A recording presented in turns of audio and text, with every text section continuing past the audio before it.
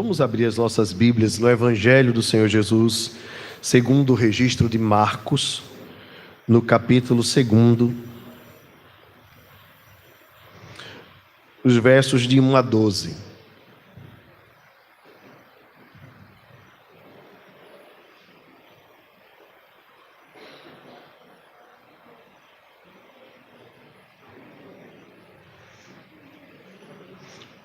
Marcos capítulo 2, versos de 1 a 12. Você que está em casa, abra também a sua Bíblia, acompanhe conosco a leitura. Evangelho de Marcos, capítulo 2.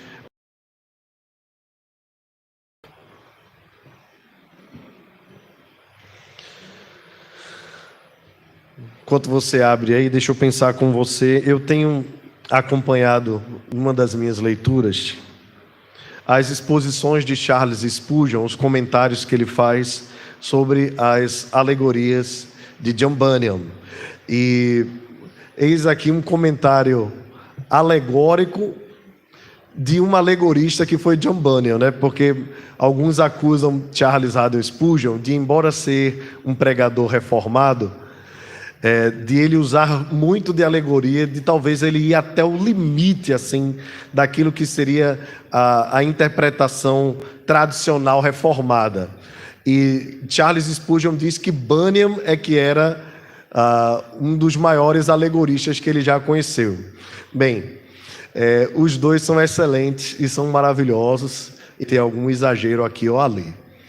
A tradição reformada, ela é uma tradição de hermenêutica, né, de interpretação bíblica, histórico-gramatical, né? Então, a nossa tradição é bem firme quanto a isso, observar o texto com todo cuidado, tanto no que diz respeito à linguagem, quanto no que diz respeito à cultura, enfim. Mas eu tenho acompanhado a leitura e tenho ficado maravilhado com as observações de Charles Haddon Spurgeon a respeito do livro O Peregrino. E no capítulo 3 do comentário de Spurgeon,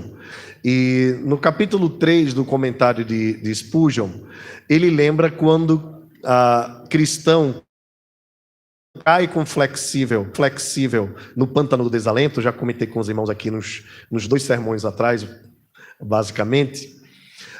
E depois que flexível consegue sozinho sair do pântano e volta para casa, desistindo da caminhada cristã, por isso que o seu nome foi flexível, né? Foi dado flexível. O cristão continua no pântano do desalento, continua lá, e não consegue sair sozinho, até que Auxílio. E Auxílio faz uma pergunta para ele, que parece uma pergunta boba. O que te fez cair aí? Bem, não é uma pergunta muito agradável para quem está numa situação difícil, né? A gente quer simplesmente sair do local. E depois disso, Auxílio estende a mão e tira ele daquele pântano do desalento, aquele pântano do desânimo, para a caminhada que o peregrino estava fazendo. O que nos deixa, assim, trazendo algumas semelhanças, né, nessa percepção de John Bunyan, quando escreveu o texto, é que a pergunta de Auxílio, por que estás aí, o que te fez cair aí, na verdade não é uma pergunta boba, é uma pergunta reflexiva. Deveria fazer com que aquele cristão percebesse os motivos pelos quais ele chegou até aquela situação. Jesus algumas vezes fez essas perguntas. O que queres que eu te faça? Né? Para um cego. Ou por que choras? Para alguém que tinha perdido um parente. Na verdade, não era também de Jesus uma pergunta boba, mas era uma pergunta reflexiva. E Auxílio foi, então, para o peregrino, alguém que lhe abriu os olhos para entender a importância de não estar distraído na caminhada cristã. E esses auxílios, eles são importantes para nós a vida toda. E nós sabemos bem a quem a Bíblia chama de auxílio. Nós vemos o Senhor sendo chamado de nosso auxílio e o nosso escudo. E da mesma forma, que ele é o nosso auxílio, ele também manda anjos para nos auxiliarem, e ele também manda pessoas para nos auxiliarem. São os nossos irmãos. E mais, ele também nos manda sermos auxiliadores uns dos outros, ajudadores uns dos outros. Esse texto aqui que nós vamos ler traz um pouco de tudo isso, e eu queria trazer algumas reflexões para a nossa edificação nesta noite. Diz assim a Escritura: dias depois entrou Jesus de novo em Cafarnaum, e logo correu que ele estava em casa. Muitos afluíram para ali, tantos que nem mesmo junto à porta eles achavam lugar, e anunciava-lhes a palavra. Conduzindo um paralítico levado por 4 homens. E não podendo aproximar-se dele, por causa da multidão, descobriram o eirado no ponto correspondente ao em que ele estava. E fazendo uma abertura, baixaram o leito em que jazia o doente. Vendo-lhes a fé, Jesus disse ao paralítico: filho, os teus pecados estão perdoados. Mas alguns dos escribas estavam assentados ali e arrazoavam em seu coração: por que fala ele deste modo? Isto é blasfêmia. Quem pode perdoar pecados, senão um que é Deus?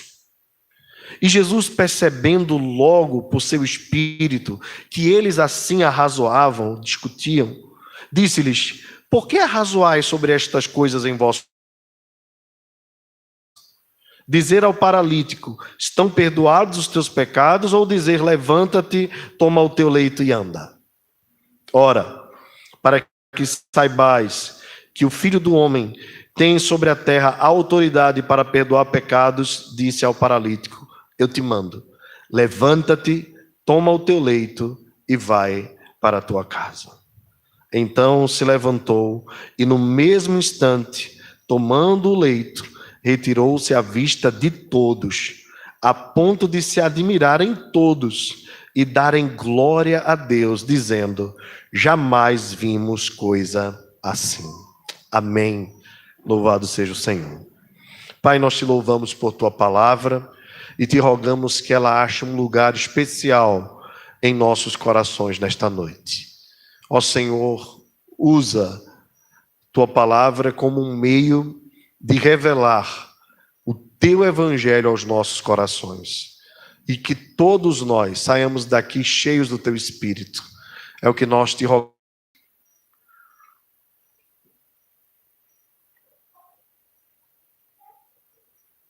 Meus irmãos, a vida de um paralítico no primeiro século não era coisa fácil.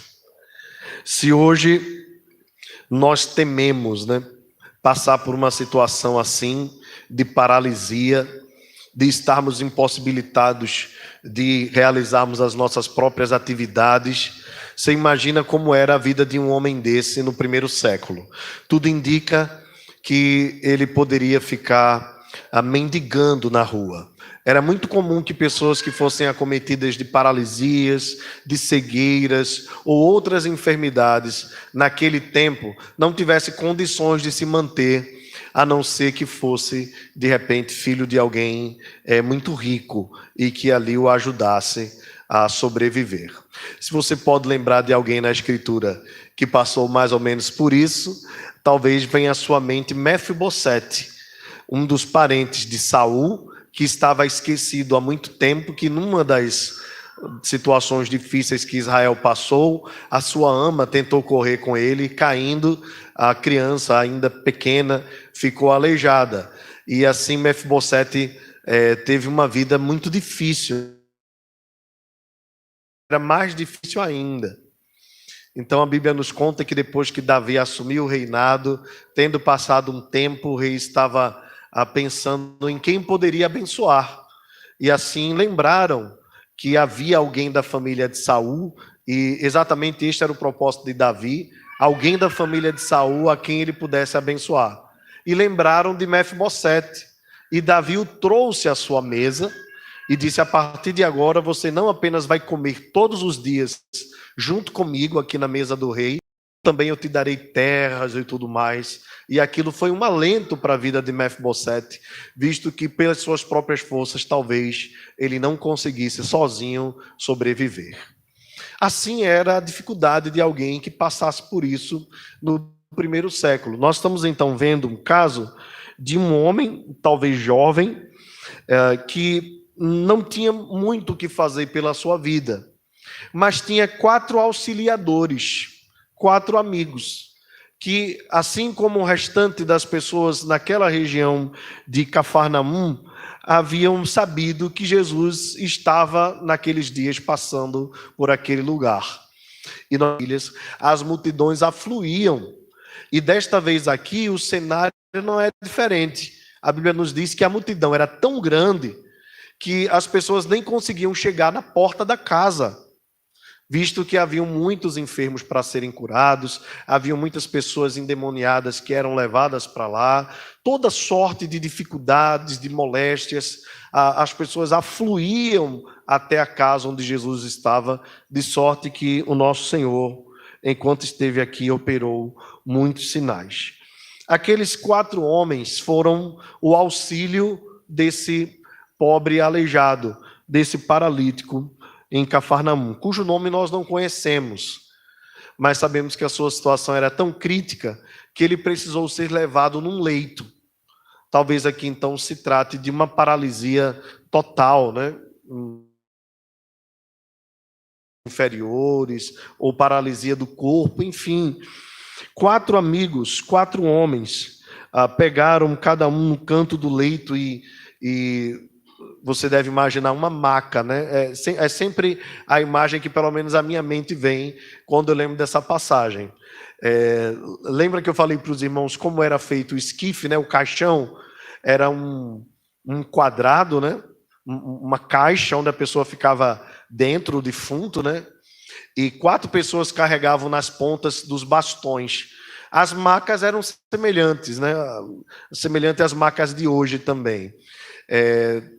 Talvez pelo peso, né, daquele que estava sendo carregado e pelo caminho que eles deveriam de percorrer, 2 homens não seriam suficientes, mas esse homem conseguiu arranjar 4 amigos que se propuseram a levá-lo até Jesus. O inusitado do texto é o fato de que eles, não conseguindo entrar pela porta, eles vão pelo eirado. Os judeus tinham esse costume de fazer tipo uma cobertura. Não era a coisa mais segura do mundo, mas era suficiente para que eles, por exemplo, antes do almoço ou depois do almoço, tirassem um cochilo naquela área ali. A gente tem uma outra cena, se você lembrar também, agora no Novo Testamento, dessa ideia de eirado, né? Quando Pedro estava com fome e com toda sorte de quadrúpedes, né? A Bíblia diz que ele estava no eirado antes da hora do almoço. E ele tem aquela visão. Então havia o costume dos judeus, tanto de antes ou depois do almoço, aquela hora de preparação, de descanso, eles irem para aquele lugar, talvez para aproveitarem a ventilação ou alguma coisa desse tipo. Bem, o texto nos diz aqui, se você observar no verso 4, não podendo aproximar-se dele, por causa da multidão, descobriram o eirado. Ou seja, tiraram uma cobertura do eirado, exatamente no ponto correspondente em que Jesus estava. Então você deve imaginar a multidão nas portas, nas janelas, ao redor da casa, né? E Jesus talvez lá dentro, nós não sabemos, o texto não nos diz, né, exatamente o que ele estava fazendo, se ele estava descansando, se ele estava almoçando, se ele estava orando, se ele estava conversando com as pessoas, ou até mesmo curando pessoas. Talvez os discípulos estivessem fazendo uma fila, né?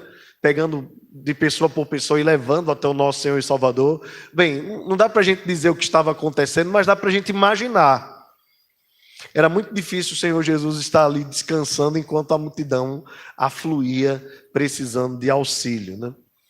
Então talvez ele estivesse recebendo alguém na casa. Mas qualquer coisa que estivesse acontecendo ali chamaria menos atenção do que o que estava. É o eirado se abrindo e 4 amigos descendo na maca, no leito, com um jovem aleijado. Todos sabemos o risco que aquele homem estava correndo. Se a sua situação já estava difícil, né, uma queda poderia ser algo que eliminaria de uma vez por todas, né, a sua vida. Cair, né, todos nós podemos cair, né? E quem já levou queda aqui, eu sei que tem alguns irmãos que são especialistas, né, em levar queda, gostam de mergulhos, flecheiros, coisas todas. Outros são derrubados, né? Enfim, mas todos nós podemos cair. Mas uma coisa que a gente tem natural é a tentativa de se proteger numa queda, não é? Então, de alguma forma, a gente vai tentar se proteger. Né? Eu tentei me proteger, acabei me prejudicando, né? Era melhor ter caído de cara, né? Mas a gente naturalmente tenta se proteger, é inevitável. Aquele homem, porém, ele não tinha proteção. Não tinha nada ali que o pudesse, e ele não hesitou em ir naquela proposta. Nós também não sabemos se a proposta foi dele ou foi dos amigos. Mas Jesus contemplou a fé daquele homem.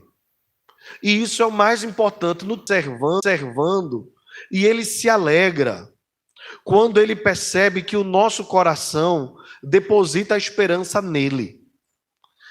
Por isso que a Bíblia diz que, de fato, sem fé é impossível agradar a Deus. É por isso que Jesus também ficou maravilhado quando aquele homem recebeu aquela palavra dele. Jesus disse: em Israel todo não houve fé como esta. Da mesma forma, aquela mulher cananeia, né, o Ciro-fenícia, quando disse para o Senhor assim: Senhor, olha, até os cachorrinhos comem das migalhas que caem da mesa. E Jesus ficou admirado com a fé daquela mulher. Ela não era a prioridade. A prioridade era os judeus. Era o povo. Jesus, o texto é muito claro, ele veio para os judeus.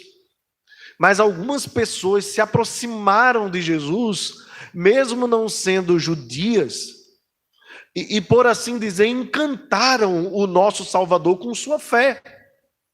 É claro que a fé é um dom de Deus, é claro que é o próprio Senhor Jesus que põe fé no coração. Mas essa admiração do Senhor, o fato de Jesus ficar maravilhado com uma fé, é porque nem mesmo em Israel, onde se esperava que todos tivessem a expectativa do Messias, né, orientado de que o Messias viria com poder, com glória, fazendo sinais, maravilhas, prodígios. Jesus fez milagres e curas. E muitas vezes os judeus atribuíram aquilo que ele estava fazendo ao poder de Belzebu, o maior dos demônios. Então é claro que quando Jesus via pessoas com uma fé diferenciada, ele elogiava aquela fé também como uma forma de acusar os judeus, que mesmo tendo todo conhecimento, não tinham a mesma fé no coração. Bem, a região aqui de Cafarnaum ainda é região em Israel. Nós não sabemos o contexto deste jovem, qual a sua linhagem, quem ele era, enfim, mas o que nós sabemos e que o texto nos apresenta é que a fé dele e possivelmente, né, dos seus amigos, foi uma fé maravilhosa, extraordinária, que fez com que eles saíssem do natural e confiassem além daquilo que é normal. Eles não titubearam, eles deram um passo a mais em favor da esperança que tinham no coração de ter aquele jovem, sua vida e os seus amigos a vida do seu amigo curada de uma vez por todas. O texto, então, irmãos, nos diz, no verso 5, vendo-lhes a fé, Jesus disse ao paralítico: filho, os teus pecados estão perdoados. Aqui algum ponto importante para nós percebermos, né? Primeiro eu citei a fé desses jovens, e eu queria que você guardasse no coração, porque na caminhada nossa nós precisamos ter essa fé firme, essa fé constante, essa fé ousada. Exatamente, irmãos, essa falta de fé e de convicção que fez com que o cristão... E é isso que nós não podemos perder de vista. Por isso que o autor aos Hebreus diz que nós devemos caminhar olhando firmemente para Jesus, que é o autor e consumador da nossa fé. E andar pela fé, e viver pela fé, e crer que Ele é poderoso para fazer mais, infinitamente mais, do que tudo quanto pedimos ou pensamos pelo seu poder que em nós opera. Às vezes a nossa fé é muito tímida. Nós oramos, mas não cremos muito. Nós oramos meio que duvidando. Tá bom, eu vou orar. Sabe aquela coisa? É porque a gente coloca o olho na circunstância. E de fato, quando a gente olha para as circunstâncias que nós enfrentamos, nós vemos gigantes mesmos. Cada um dos irmãos aqui sabe as lutas que enfrenta dentro de casa, no trabalho, nos ambientes que frequenta, na saúde, na família, nos filhos distantes do Evangelho, seja lá qual for a dificuldade, na situação econômica, financeira. Não tem sido fácil a vida para ninguém. Quando a gente senta para conversar com as pessoas, a gente percebe que há tribulações de todos os lados, de todas as formas. É por isso que Paulo diz, em tudo somos atribulados, né? De fato, era a experiência de Paulo, mas é a experiência da vida cristã. E quando eu olho para os irmãos aqui, conhecendo um pouco da história de muitos de vocês, talvez da maioria, né? Eu conheço as lutas e são diferentes. Se nós pudéssemos aqui ter um momento de compartilhar todo mundo as lutas, a gente ficaria surpreso com as dificuldades que os irmãos passam. São das mais variadas possíveis, coisas até inusitadas. Mas nós não podemos olhar para as circunstâncias. A fé, ela deve ir além daquilo que os olhos conseguem enxergar. O mundo vive pelo que vê, mas o crente vive pela fé, pelo que crê. É isso que nos dá esperança. É isso que nos faz viver felizes. E não como o velho desenho da hiena, que acorda reclamando de tudo, né? Ó vida, ó céus, né? E parece que a hiena lá, né? Ela simboliza bem, porque pense num animal ruimento, né? E quando nós somos daqueles que reclamam o tempo todo, que se incomodam o tempo todo, daqueles que só veem os problemas o tempo todo, a gente começa a somatizar isso para as nossas vidas.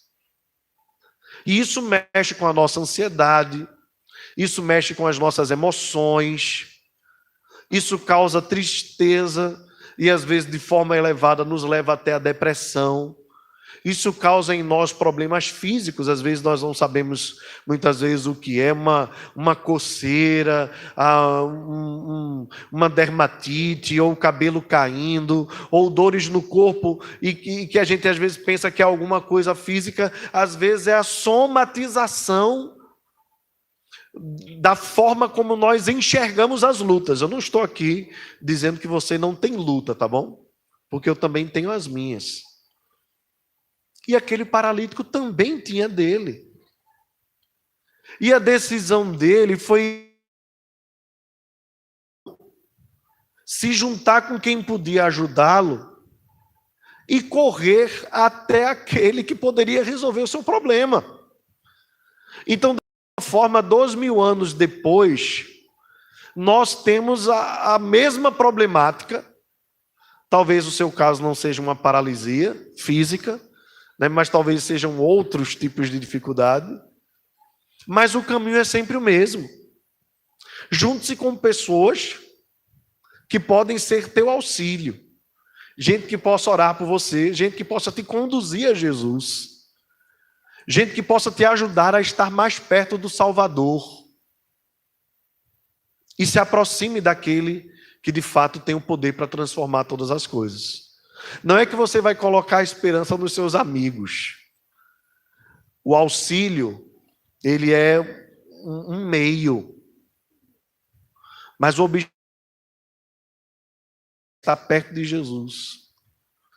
Então a nossa esperança está nele, o autor e consumador da nossa fé, a alegria das nossas vidas, o pão vivo que desceu do céu, a rocha firme que não abala, a rocha mais alta que eu e que cada um de nós aqui. É nele que nós depositamos a nossa fé, a nossa esperança, a nossa confiança. Agora, infelizmente, muitos de nós estamos olhando para os nossos problemas, às vezes até não acreditem que é exagero meu, mas algumas pessoas até gostam, se apaixonam pelos seus problemas. Parece que vão mergulhando nas crises e chega num nível de profundidade dos seus problemas que ele parece que tem prazer em estar ali, é nesse estado para sair dessa escuridão, das trevas. Os problemas às vezes nos conduzem a situações de trevas mesmos. Então a gente precisa desse auxílio. Agora, a gente precisa ir até aquele que pode todas as coisas, que é Jesus. E aquele jovem foi no lugar certo. Talvez com muito esforço físico, com muito cansaço e com muita disciplina, né? Porque conseguir chegar até o eirado, descobrir o eirado e descer, foi necessário que eles fossem disciplinados, cuidadosos. E é exatamente esse aspecto que eu chamo a atenção também dos irmãos. Embora os jovens aqui e o próprio paralítico sejam coadjuvantes na história, porque a pessoa principal da história é Jesus, nós não temos dúvida disso, mas nos admira a disciplina desses homens, até conseguirem chegar no objetivo. E às vezes, irmãos, as nossas dificuldades, elas aumentam, e nós não saímos das lutas que enfrentamos, porque nós somos indisciplinados naquilo que nós queremos. Às vezes nós temos o desejo no coração, almejamos. Lembra das parábolas que Jesus nos ensinou, do juiz iníquo e a parábola do amigo importuno? Talvez aí eu não tenho sugestão melhor agora para os títulos das parábolas, mas certamente quando você foca lá no juiz iníquo, talvez você perca o sentido principal. Porque o próprio texto nos apresenta que Jesus apresentou parábolas sobre o dever de orar sem esmorecer. Então o foco ali da parábola é a oração, é a perseverança na oração. E muitos dos nossos problemas, eles se avolumam e nos acompanham, porque nós somos indisciplinados mesmos na oração. Nós pedimos e não recebemos porque pedimos mal. E é exatamente isso que nós precisamos atentar.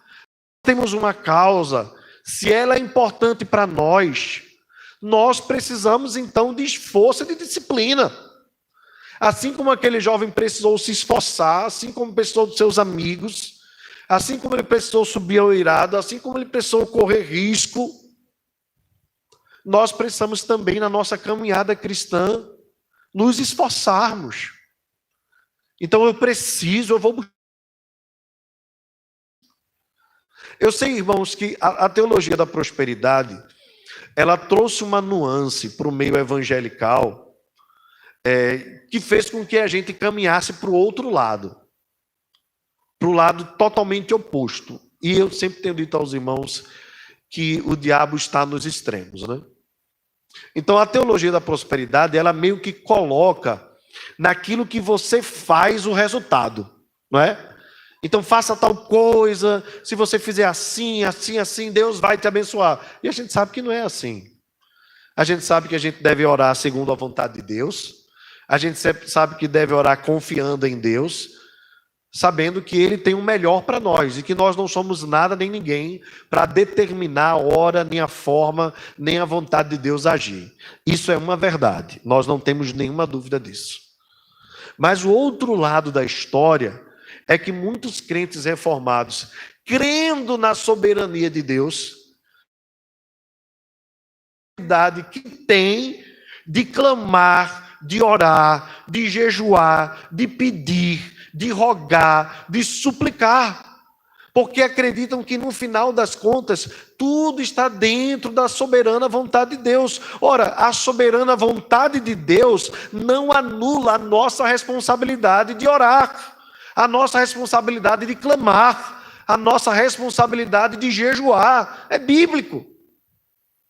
Portanto, cuidado com o extremo, de assim, olha, eu confio tanto em Deus, olha, a minha confiança é tanta, que eu nem oro, eu deixo Ele fazer o que Ele quiser. Não, isso não é confiança.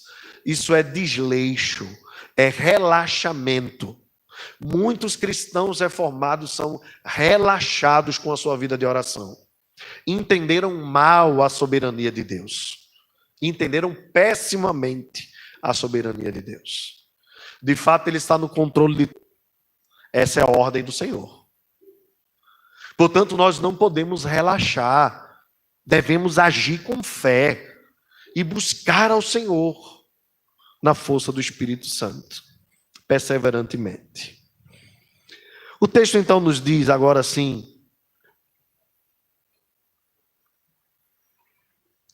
eu passo para o foco principal do texto. O texto nos diz que Jesus, vendo a fé daquele homem, ou daqueles homens, né, diz ao paralítico: filho, os teus pecados estão perdoados. Alguns dos escribas que estavam ali sentados começaram no coração, isso é um ponto importante, né? No coração eles começaram a discutir, ter crises internas.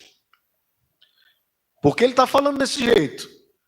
Isso é blasfêmia, isso no coração. Com a má intenção no coração, a pergunta deles, né, que é uma pergunta, por assim dizer, afirmativa, né, diz: quem pode perdoar pecados senão um que é Deus?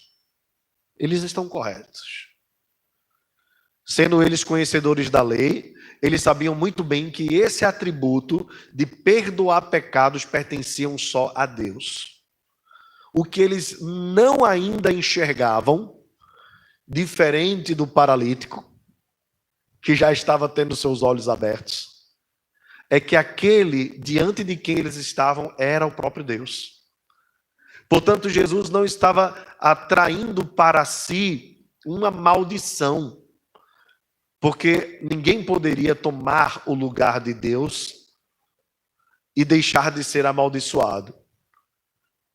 Jesus sabia o risco que ele estava enfrentando quando estava afirmando isso. Ele tinha consciência, na verdade, de que ele é o próprio Deus. Então, quando ele afirma para aquele homem, plena convicção de que ele é o próprio Deus. Por isso ele estava assumindo o risco, ou seja, risco zero. Sabendo ele quem ele era, a sua própria natureza, ele poderia assim então perdoar os pecados. De fato, irmãos, nenhum de nós podemos fazer isso que Jesus fez aqui. É triste que ainda hoje, século 21, tendo a Bíblia em nossa própria língua, em tantas versões, né, parte daquilo que se chama de cristianismo como um todo, né, e nós chamamos de romanismo, ainda acredita que um papa pode perdoar pecados ou um padre pode perdoar pecados. Os próprios judeus aqui entraram em crise por não reconhecerem que Jesus é Deus, o fato de Jesus ter dito: perdoados estão os teus pecados. E é triste como 2000 anos depois, tendo a Bíblia em nossa própria língua, ainda hoje as pessoas acreditam que o Papa ou que o padre tem poder para perdoar pecados. A verdade, esse é um atributo que só pertence a Deus. E, de fato, aqui o uso de forma devida a palavra dos escribas. É uma blasfêmia. Não o que Jesus está afirmando, mas aquilo que afirmam os padres ou os papas no final de uma confissão: filho, estão perdoados os teus pecados. Para os pobres fiéis, uma lista de penitências. Você deve rezar tantas Ave-Marias, tanto Pai Nossos e tantos não sei o quê, como uma forma de você pagar o seu pecado. Na verdade, vários enganos estão aí. A Bíblia diz que nós podemos sim confessar os pecados uns aos outros. Mas só quem tem o poder de perdoar pecados é Deus. Uma outra coisa importante é que esses pecados confessados não são de atribuição de quem ouve perdoar ou não. Quem perdoa somente é Deus. Além disso, também não se deve dizer a alguém: Deus o perdoou, e ao mesmo tempo exigir que ela contribua com o pagamento da dívida. Os nossos pecados foram pagos por Jesus. Ele é o Cordeiro de Deus que tira o pecado do mundo. Qualquer tipo de ajuda que nós queiramos dar, a graça de Deus é atrapalho, é salvação pelas obras e não pela graça. Jesus, então, percebendo logo por seu espírito que os escribas arrazoavam sobre esse assunto, disse-lhes: por que arrazoais sobre estas coisas em vosso coração? Veja, irmãos, mais uma vez é uma típica pergunta reflexiva. Então Jesus faz uma outra pergunta. Esse era um tipo de artifício, né? Que levava exatamente as pessoas a meditarem. O que é mais fácil? Vamos lá. Dizer ao paralítico: estão perdoados os teus pecados, ele já havia dito. Ou dizer: levanta-te, toma o teu leito e anda. Aqui algo importante também, antes de não necessariamente, melhor dizendo, o fato daquele paralítico estar naquela condição era por seus pecados. Ok? Em algumas circunstâncias nós vemos Jesus associando ali a enfermidade ao pecado da pessoa, em outras não.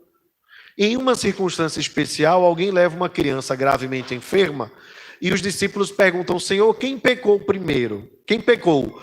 Foi a criança ou foram os pais dela que pecaram para que ela tivesse essa situação? E Jesus diz: nenhum nem outro, é para que se manifeste a glória de Deus. Então aqui é importante entendermos, vamos lá.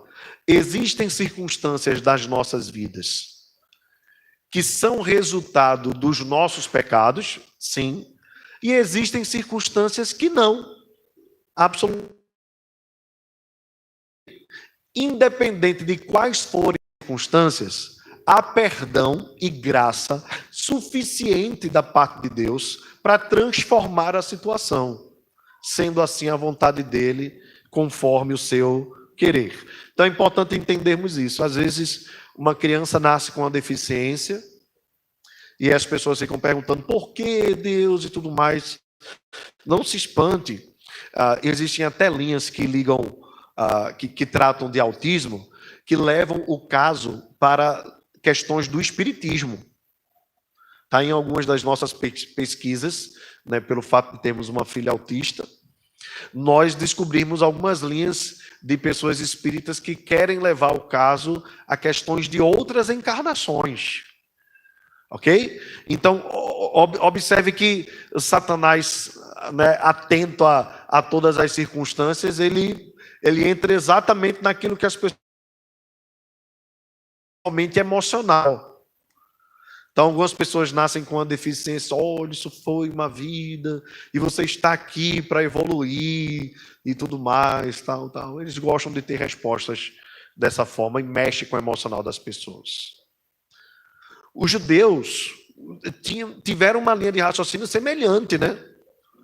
Perguntaram quem foi, por quê, qual a causa. Jesus cortou logo o assunto, dizendo: foi para que se manifeste a glória de Deus.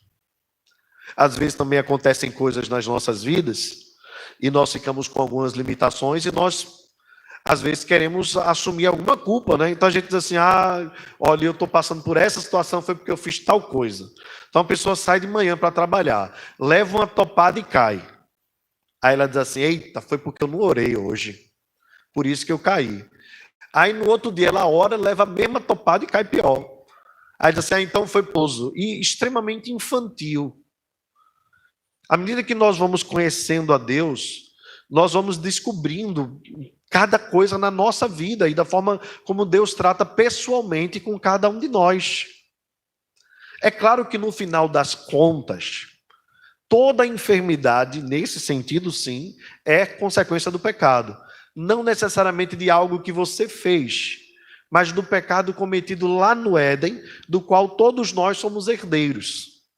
Mas um dia, Jesus Cristo irá consumar tudo isso e nós receberemos dele um corpo que não terá mais nenhum tipo de doença, porque ele tomou sobre si todas as nossas enfermidades. Ele já tomou hoje, mas ainda consuma no dia que ele resolver terminar todas as coisas. Ok? Então é importante nós entendermos esse aspecto da questão da enfermidade segundo a Escritura.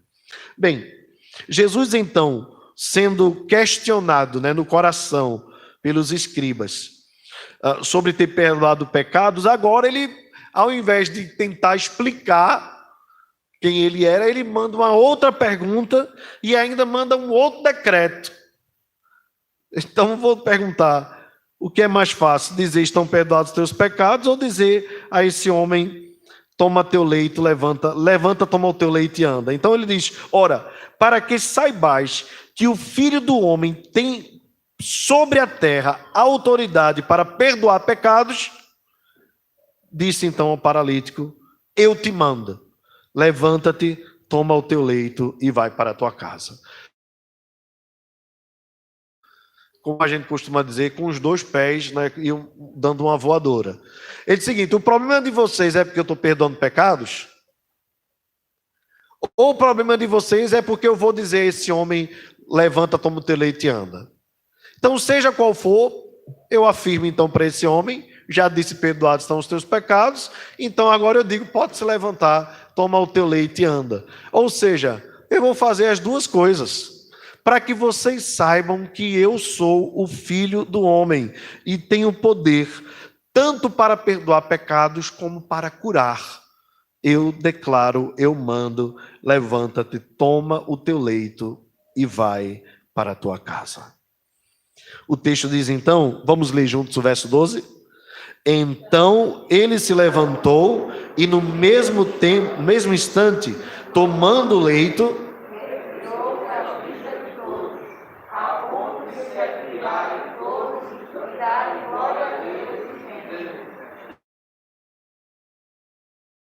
amém.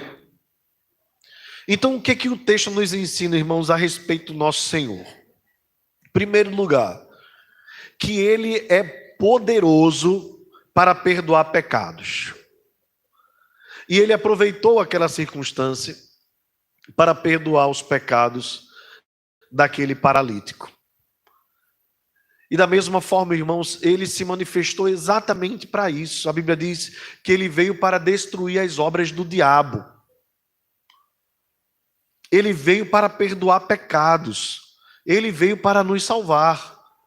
Ele é poderoso para isso, Ele é misericordioso para isso, e ainda hoje Ele continua perdoando pecados.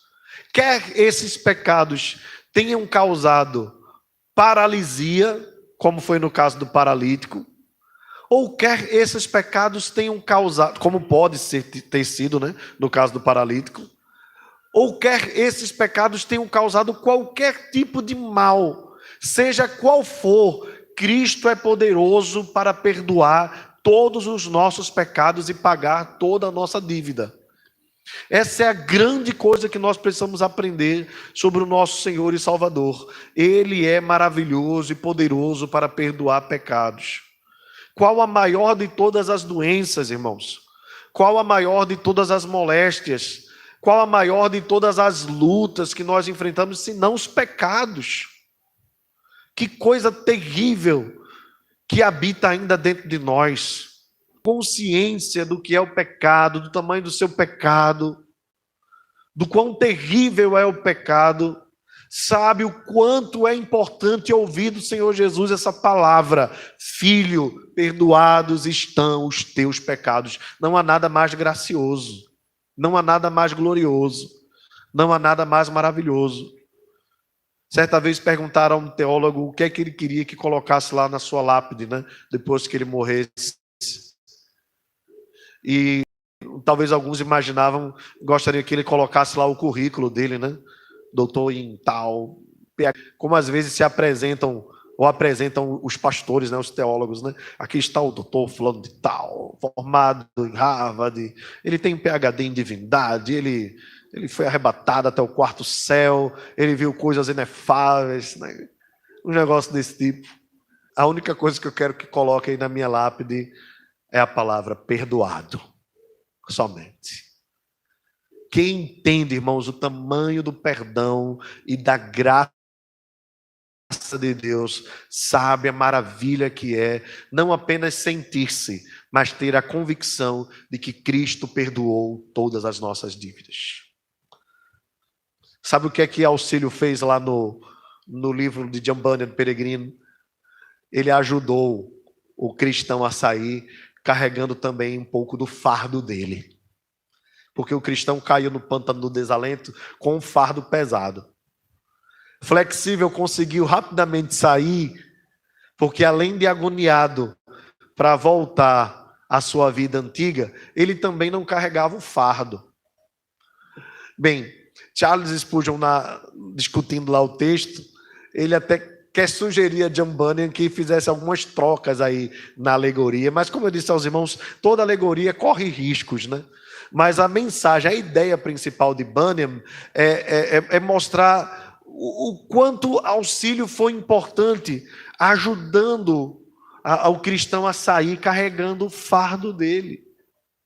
Meus irmãos, Jesus é o nosso auxílio, é aquele que nos tira do lamaçal do pecado, pesado, com a nossa carga pesada, ele não nos rejeita. Pelo contrário, ele diz: tomai sobre mim, sobre vós o meu jugo, porque o meu jugo é suave e o meu fardo é leve. E às vezes as pessoas caminham de forma cabisbaixa, cansadas, pesadas, pesarosas, ou às vezes até desanimadas, como que no pântano do desalento, porque ainda não entenderam a importância de recorrer àquele que é o auxílio bem presente na hora da angústia. Clame ao Senhor, peça a Ele misericórdia. Ele é auxílio, Ele é socorro, e não importa o tamanho do peso do fardo que você carrega, pois todos nós somos peregrinos e todos nós carregamos fardos. Os nossos pecados, infelizmente, ainda estão conosco. Infelizmente. Mas nós temos alguém que nos auxilia e que diz: aprendei de mim, que sou manso e humilde de coração. Tome sobre vós o meu jugo, que é suave, e o meu fardo é leve, e achareis descanso para as vossas almas.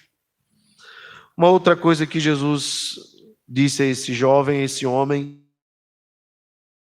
toma o teu leito e vai para a tua casa, e anda, e volta à tua vida normal.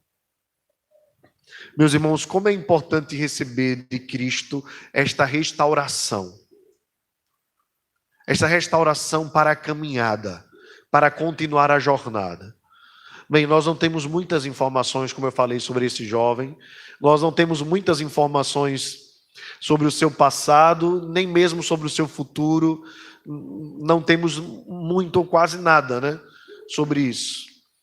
Mas quando eu faço uma alusão ao cristão, ao peregrino, nós lembramos que depois de ter saído do pântano do desalento, de ter recebido o auxílio, né? Ele volta à sua caminhada. E nós precisamos, irmãos, entender isso. Que quando nós nos dobramos diante de Deus e pedimos, nós precisamos logo depois desse pedido ter a confiança no seu perdão e na sua graça e voltarmos à caminhada, porque a jornada não parou. E nós não podemos ficar desanimados, mergulhados na culpa, mergulhados no passado, mergulhados no que ficou. Pelo contrário, a Bíblia diz assim, olha, deixando para trás as coisas que ficaram, eu caminho para o alvo, para o prêmio da soberana vocação em Cristo Jesus. O passado, irmãos, a gente vê como que pelo retrovisor, mas nós temos uma jornada pela frente e precisamos nos levantar. E seja o que for que nós já fizemos, seja quais forem as nossas lutas, nós não podemos mais ficar amarrados ao passado. Precisamos tomar o que nos atrapalhou, o que nos auxiliou, seja lá o que for, colocar no mesmo lugar e caminhar. A jornada não parou.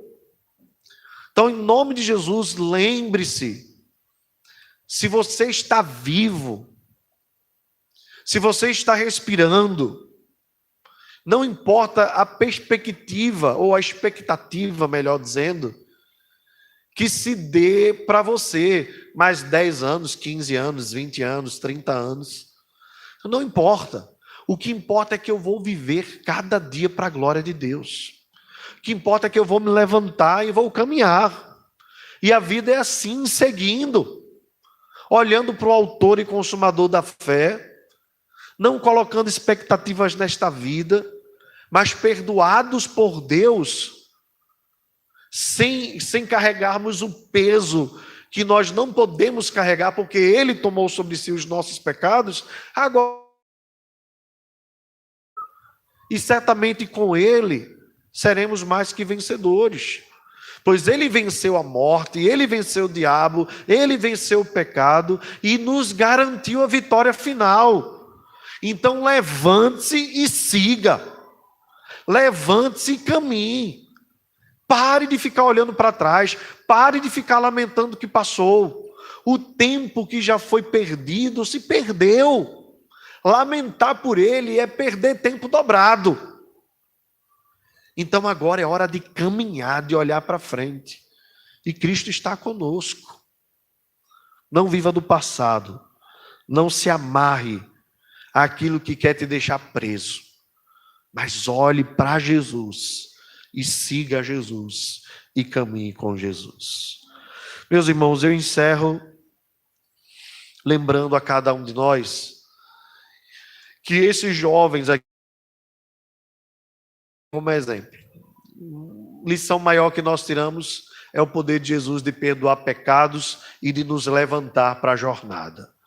A lição dos jovens, em especial daquele paralítico, é a sua fé ousada. Jesus mesmo a elogiou. Mas eu chamo a atenção também para os 4 amigos, os 4 homens. Anônimos, nós só vamos conhecer quando nós chegarmos na presença do Senhor em definitivo. Mas eles são para nós um exemplo também, embora coadjuvantes na história, da importância de nós sermos auxílio na vida dos outros. Assim como nós precisamos e gostamos de ser ajudados, nós precisamos também nos colocar à disposição para servirmos uns aos outros. E quando eu penso nisso, eu me lembro que Jesus levantou uma parábola a respeito desse assunto, a parábola do bom samaritano. E que Jesus nos ensinou naquela parábola que o nosso próximo é aquele a quem nós amamos e servimos, independentemente da nacionalidade, da circunstância em que ele vive.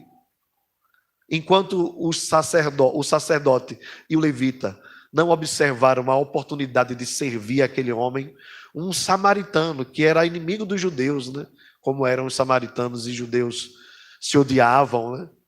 Foi exatamente um samaritano, na parábola de Jesus, que logicamente queria cutucar os judeus quanto a isso, foi exatamente um samaritano que se levantou, olhou para aquele homem, curou as suas feridas, colocou sobre o seu animal, levou para casa, para a hospedaria, né? Pagou a hospedagem, ainda deu um dinheiro a mais, dizendo: ó, caso seja necessário, eu pago o que for necessário. Jesus então perguntou quem foi o próximo daquele homem. Então os judeus não tinham mais o que falar. Quem é o nosso próximo então? É aquele a quem nós estendemos a mão, aquele a quem nós servimos. Lembre-se, meus irmãos, ser servido é uma bênção, mas servir é bênção dobrada. É bênção dobrada. Então, não seja daqueles que dizem assim: eu vou me afastar da igreja, quero ver se os irmãos não vão ligar para mim. Não faça isso. Você está tentando a Deus e tentando seus irmãos a pecarem. Pelo contrário, procure saber daqueles que estão afastados. Mande uma mensagem, faça uma ligação.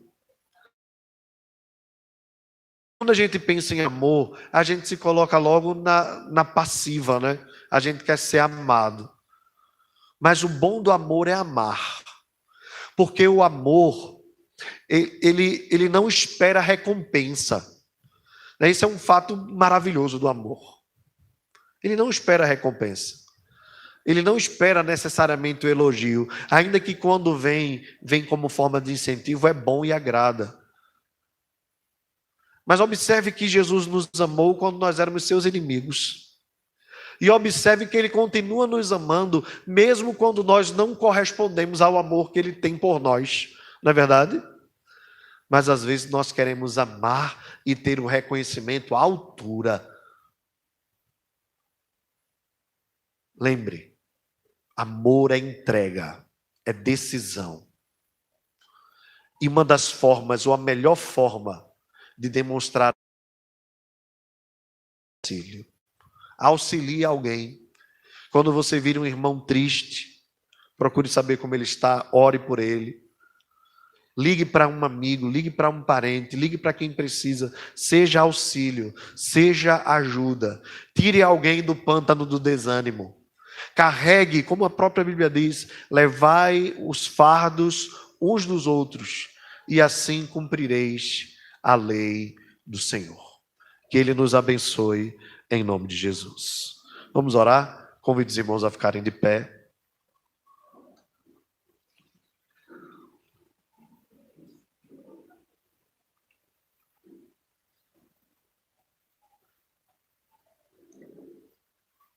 Senhor nosso Deus, nós te louvamos porque Tu és o nosso auxílio, nosso escudo, o nosso ajudador, nosso redentor. Obrigado porque a sal e nos tiraste e nos puseste os pés sobre uma rocha que não se abala. Tu és a própria rocha, o rochedo da nossa salvação, a nossa segurança. Ó Deus, na caminhada, quantas vezes nós precisamos de auxílio. Sê Tu o nosso auxílio, Senhor, e usa os Teus servos para nos auxiliar e nos ajudarem nas nossas dificuldades. Mas também abre os nossos olhos para enxergarmos a necessidade de sermos auxiliadores uns dos outros, a fim de que haja auxílio e ajuda mútua, e assim na jornada nós carreguemos os fardos uns dos outros, para que a nossa jornada seja mais leve, para que nós possamos sentir a alegria de estarmos numa caminhada, não em carreira solo, mas caminhando de mãos dadas junto com a terra celestial. Ó Deus, livra-nos dos desânimos e dos desalentos da vida. Mas ainda que nós venhamos a desanimar, restaura a nossa sorte, Senhor. Traz de novo paz e alegria ao nosso coração, pois Tu és o nosso auxílio, a nossa ajuda. Confiamos em Ti e depositamos a nossa esperança somente em Ti. Fica conosco, Senhor. Dá-nos uma semana maravilhosa. Derrama sobre nós a tua graça, em nome de Jesus. E que a graça do Senhor Jesus, o amor de Deus, o nosso Pai, a comunhão e a consolação do Espírito Santo seja sobre nós, Igreja Presbiteriana de Fragoso, e sobre toda a Igreja do Senhor que está espalhada sobre a face da terra, agora e para todos sempre.